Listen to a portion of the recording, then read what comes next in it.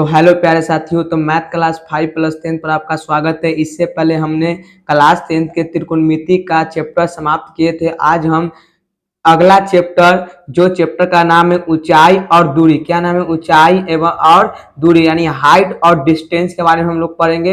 ठीक है, इसका प्रश्नावली 1.1 है। इसमें कोई फॉर्मूला नहीं है, जो आप त्रिकोणमिति में फॉर्मूला पढ़े हैं बस उसी फॉर्मूला का यहाँ पर यूज होगा। ठीक है, चलिए, तो चैप्टर का नाम क्या है, ऊंचाई और दूरी यानी हाइट और डिस्टेंस, यानी प्रश्नावली 9.1 का। ठीक है, इसका पहला क्वेश्चन कह रहा है कि सर्कस का एक कलाकार एक 20 मीटर लंबी डोर पर चढ़ा रहा है। करा सर्कस का एक कलाकार है जो 20 मीटर लंबी डोर पर क्या कर रहा है, चढ़ रहा है। ठीक है, चलिए, अच्छी तरह से तनी हुई है और भूमि पर सीधे लगे खंबे के शिखर से बांधा हुआ है। और भूमि पर एक सीधा खंबा है जिससे वो क्या है, डोर क्या है, बंधा हुआ है। ठीक है, यहाँ पे क्या हुआ है, बंधा हुआ है। ठीक है, यदि भूमि स्तर के साथ डोर द्वारा बनाए गए कोण, करा कि भूमि स्तर के द्वारा डोर के द्वारा बनाए गए कोण कितना डिग्री का रहा है, 30 डिग्री। कितना डिग्री का रहा है कि 30 डिग्री का होता है। तो खंबे की ऊंचाई ज्ञात करें। जो खंबा के जो मेरा ये ऊंचाई है उसको ज्ञात करना। ठीक है, तो हम खंबे की ऊंचाई को हम लोग क्या मान लेते हैं, एच मान लेते हैं। क्या मान लेते हैं हम लोग, एच मान लेते हैं। ठीक है, चलिए, हम लोग खंबे की ऊंचाई क्या मान लिए, एच मान लिए। तो ये कैसे बनाएंगे, तो देखिए, पहले क्या लिख लेंगे हम लोग, हल लिख लेंगे। ठीक है, पहले लिखेंगे कि ए बी एक क्या है, ए बी एक खंबे है जिसकी ऊंचाई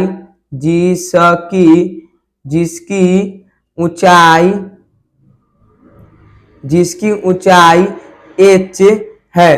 ठीक है, अब क्या लिखेंगे कि एसी एक डोर है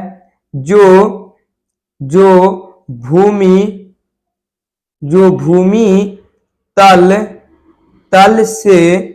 तल से 30 डिग्री का कोण बनाता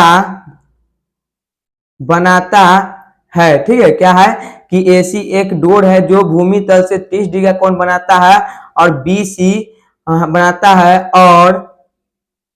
और बीसी एक आधार है। ठीक है, चलिए, तो हम लोग किसमें चलेंगे, समकोण त्रिभुज। ये मेरा 90 डिग्री का कोण होता है। ठीक है, तो हम लोग चलेंगे समकोण त्रिभुज ए बी सी में। तो लिख लेंगे यहाँ पे कि समकोण त्रिभुज, क्या लिख लेंगे, समकोण त्रिभुज किसमें, समकोण त्रिभुज एंगल समकोण त्रिभुज ए बी और सी में चलेंगे। ठीक है, चलिए, समकोण त्रिभुज ए और बी सी में चलेंगे।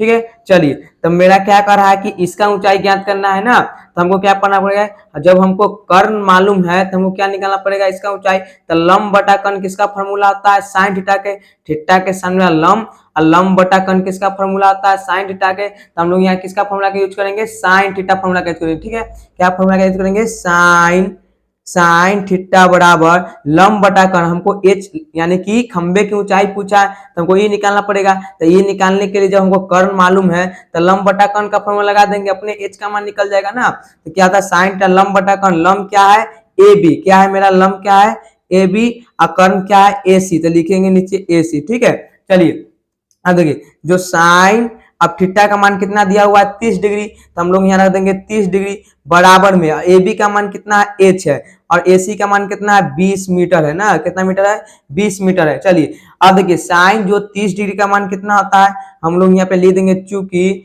जो साइन जो 30 डिग्री का मान होता है 1/2 होता है। कितना होता है, 1/2 होता है। तो यहाँ पर रखेंगे 1/2 ना, इक्वल टू में h बटा 20, क्या लिखेंगे 20 मीटर। ठीक है, अब क्या करेंगे हम लोग क्रॉस मल्टीप्लाई गुना कराने, कैसे करेंगे क्रॉस मल्टीप्लाई, 2 से h में 1 से b में गुना कराएंगे। ठीक है, तो 2 में h से गुना करेंगे तो बनेगा 2h बराबर में, और 1 में 20 से गुना करेंगे तो बनेगा 20 मीटर। ठीक है, हमको किसका ऊंचाई निकालना है, खंबे की ऊंचाई निकालना है ना, हमको किसका ऊंचाई निकालना है, खंबे का h का ऊंचाई। तो आइए हम लोग h का मान यहाँ से निकाल लेते हैं। तो जो मेरा h बराबर होगा वो 20 मीटर, आई गुना में तो नीचे आके भाग में होगा ना, ये कटेगा तो h का जो मेरा निकलेगा, h बराबर कितना निकलेगा 10 मीटर। ठीक है, तो हम लोग यहाँ लिख देंगे अतः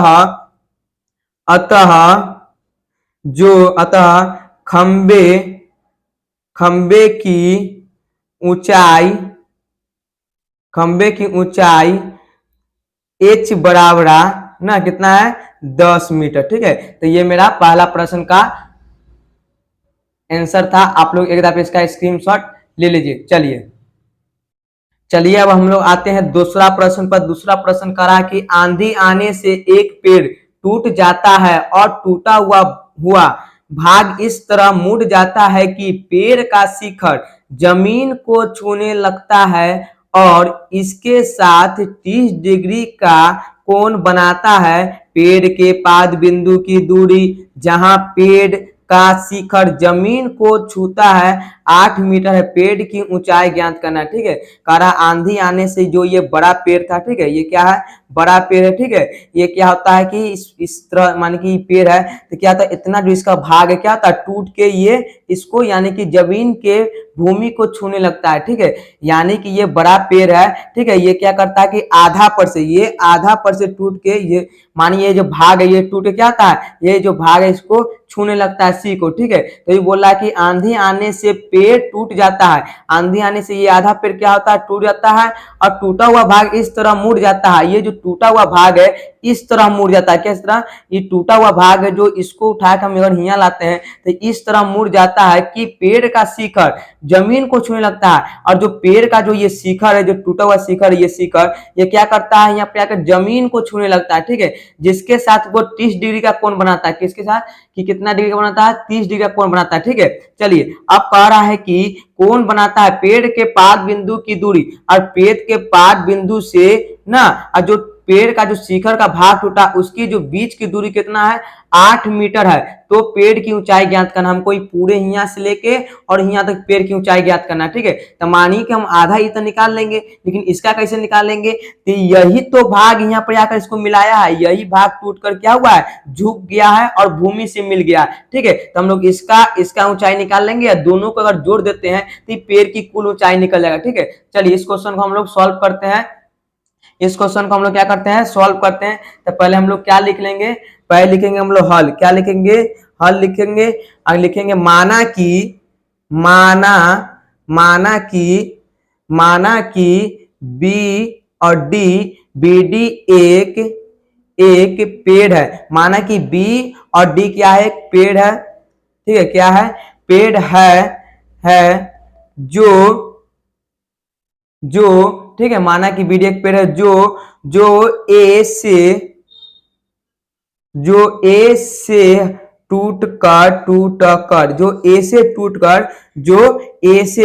टूट कर ना सी को छूता है ना, टूटकर जमीन से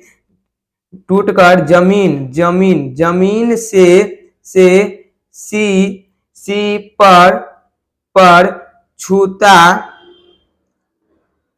है। ठीक है, क्या होता है छूटा है। अब हम लोग लिख लेंगे कि जो एंगल ए सी और बी, एंगल ए सी और बी, ठीक है, कितना डिग्री है 30 डिग्री है। ठीक है,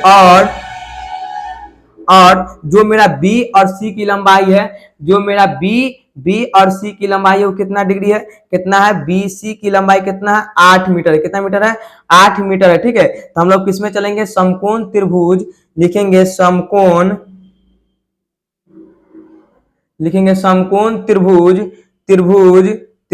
ABC में। ठीक है, चलिए तो हम लोग पहले हम लोग इसका ऊंचाई निकाल लेते हैं। ठीक है, पहले इसका ऊंचाई निकाल लेते हैं।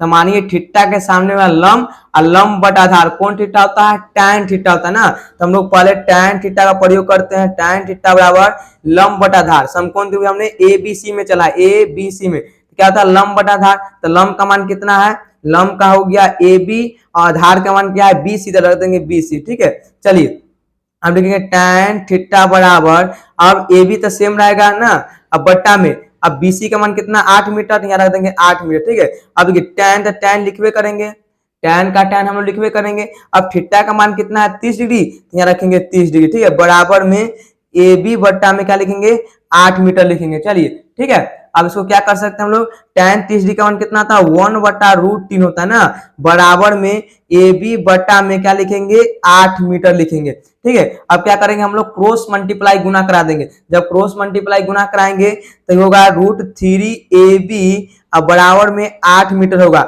हम लोग ए बी का मान निकाल लेते हैं तो 8 बट्टा में कितना लिखेगा √3 मीटर। ठीक है, यानी इसको हम लोग समीकरण 1 मान लेते हैं। ठीक है, यानी कि मेरा जो ए बी का मान निकलेगा कितना निकल गया 8 बट्टा में √3 मान निकल गया। ठीक है, अब हम इसका मान निकालेंगे, इसका मान। ठीक है, तो हमको आधार मालूम है और कर निकालना है, तो कैसे निकालेंगे, तो आधार बटा कर्ण कौन फॉर्मूला होता है cos थीटा का, आधार बटा कर्ण किसका फॉर्मूला होता है cos थीटा। ठीक है, तो हम लोग अब किसका प्रयोग करेंगे cos थीटा का प्रयोग करेंगे। चलिए तो लिखेंगे कि cos थीटा बराबर आधार बटा कर्ण, आधार क्या है मेरा BC है और कर्ण क्या है AC है, तो हम लोग AC मान लेते। ठीक है, अब देखिए cos और थीटा का मान कितना डिग्री है, थीटा का मान कितना डिग्री है, तो हम लोग जानते हैं कि 30 डिग्री है। कितना डिग्री है 30 डिग्री, बराबर में और BC का मान कितना डिग्री है, तो BC का जो मान है 8 मीटर है और AC का AC रहेगा, क्योंकि हमको AC निकालना है, तभी तो इसका दूरी निकलेगा पूरे का ना। चलिए अब cos 30 डिग्री का मान कितना होता है √3/2 होता है ना, बराबर में 8 बटा AC होता है। क्या करेंगे क्रॉस मल्टीप्लाई गुना करा देंगे ना। चलिए तो क्या करेंगे इसमें गुना कराएंगे तो √3ac निकलेगा और 8 दूनी की 16 मीटर निकलेगा। हम इसमें से जब AC का मान निकालेंगे AC का, तो AC का मान निकलेगा हमको 16 बटा √3 मीटर, यानी इसको हम लोग समीकरण 2 मान लेंगे। ठीक है, अब देखिए जब इसका मान हमको 16 बटा √3 निकल गया तब हम इसका ऊंचाई नहीं निकाल सकते, यही भाग तो टूट को इसको छू रहा था, तो इसका ऊंचाई निकाल लिए हम लोग और इसका ऊंचाई निकाल लिए, तो हम लोग पूरे पेड़ की ऊंचाई ज्ञात कर लेंगे। ठीक है, तो लिखेंगे पेड़ की कुल दूरी बराबर, लिखेंगे क्या लिखेंगे कि चूंकि पेड़ की कुल दूरी बराबर ना, कुल दूरी यानी बी से और डी के बीच की दूरी। ठीक है, दूरी क्या होता है, हम इसको यानी कि ए बी को जोड़ेंगे, क्या लिखेंगे ए बी प्लस में लिखेंगे क्या लिखेंगे ए डी, क्या लिखेंगे ए डी, यानी ए बी प्लस में क्या लिखेंगे हम लोग ए बी प्लस में क्या लिखेंगे जो ए सी की लंबाई इससे लिख देंगे। ठीक है, ए सी। ठीक है, अब देखिए ए बी का मान कितना निकला 8 बटा √3 निकला है, प्लस में ना दोनों का अगर जोड़ते हैं तो पेड़ की कुल दूरी निकल जाएगा और 16 बटा क्या होता है √3। ठीक है, अब दोनों का एलसीएम निकाले कितना होगा एलसीएम, तो हम लोग जानते हैं एलसीएम कितना √3 होगा। अब देखिए √3 के प्राइम √3 मरते यानी 8 प्लस ये 16 आ जाएगा, दोनों को जोड़ेंगे तो 8 और 16 24 और बट्टा में √3। ठीक है, अब देखिए इसको हम कैसे कर सकते हैं, आप लोग थोड़ा यहाँ पर दिमाग लगाइएगा ना। अगर हम इसको ऐसे लिखते हैं 8 गुना 3 ना, 8 3 24 गुना 3 से बराबर √3। अब देखिए आप लोग जानते होंगे कि जब √3 में √3 से गुना करते हैं 3 आता है, तो 3 के स्थान पर हम लोग ये दोनों रख सकते हैं आराम से। ठीक है, इसको कैसे लिख लेंगे 8 गुना √3 गुना √3 अब बट्टा में लिखेंगे √3, ये से ये मर गया ना, ये से ये मर गया तो नीचे बजाय कितना 8 √3 मीटर। ठीक है, तो हमको यही इसका कुल दूरी निकल गया, पेड़ की कुल दूरी हमको यही हो गया। ठीक है, चलिए तो आप लोग इसका एक पे स्क्रीनशॉट ले लीजिए, आप लोग इसका एक पे स्क्रीनशॉट ले लीजिए।